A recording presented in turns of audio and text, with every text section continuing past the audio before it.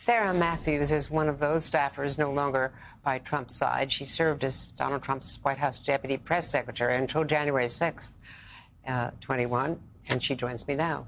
Sarah, thank you very much. I mean, you resigned during the insurrection on January 6th. Talk to me about why you've decided to actually speak out for Kamala Harris, something I don't think you ever contemplated doing before all of that happened.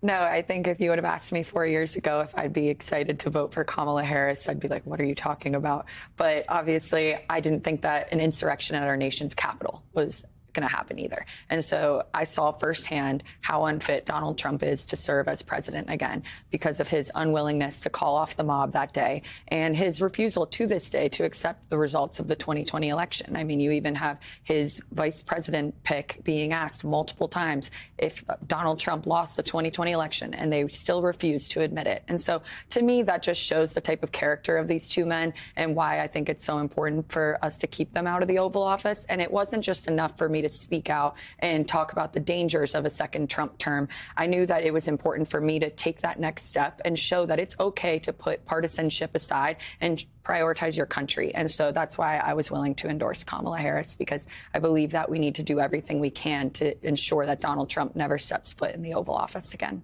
Have you had to deal with any harassment because of this?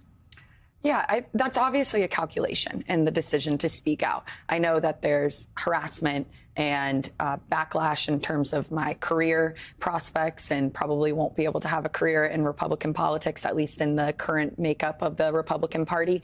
But for me, what scared me more was the idea of a second Trump term. And if I sat on the sidelines of history and didn't say anything and speak out and know that I could have used my voice to help dissuade people from voting for him again. And so that, for me, it was an easy calculation. I know that there are other Republicans out there who aren't going to take that next step. And I wish that more would come forward, because I know that there are so many who privately believe what I'm saying publicly and what others like Liz Cheney are saying publicly. And so I wish that they would find the courage to come forward and do so as well, because the stakes are too high in this election.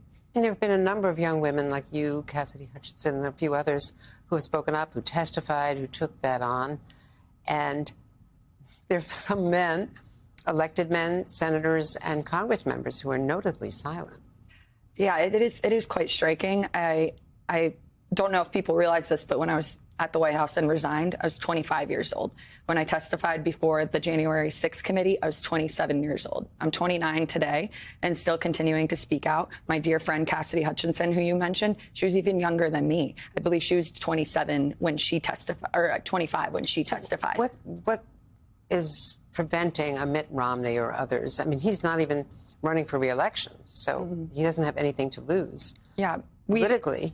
I can't surmise what it is that's holding them back. I know that there are certain calculations they have to make, whether that's safety or, I think, and for others, they're prioritizing their own ambitions over what I believe is best for the country, which is telling the truth to the American people about how dangerous Donald Trump is. And it is frustrating when I think about Cassidy and myself. We were at the very beginnings of our careers, but I believe that we couldn't sit by and just stay silent. We had to do what we thought was right and for our own moral compasses. And I know that looking in the mirror, I wouldn't be able to look at myself if I didn't speak out. And so I think that, those men who are twice my age, who are at the tail end of their careers, that's something that they'll have to live with. And so for me, myself, I just couldn't live with myself if I didn't speak out.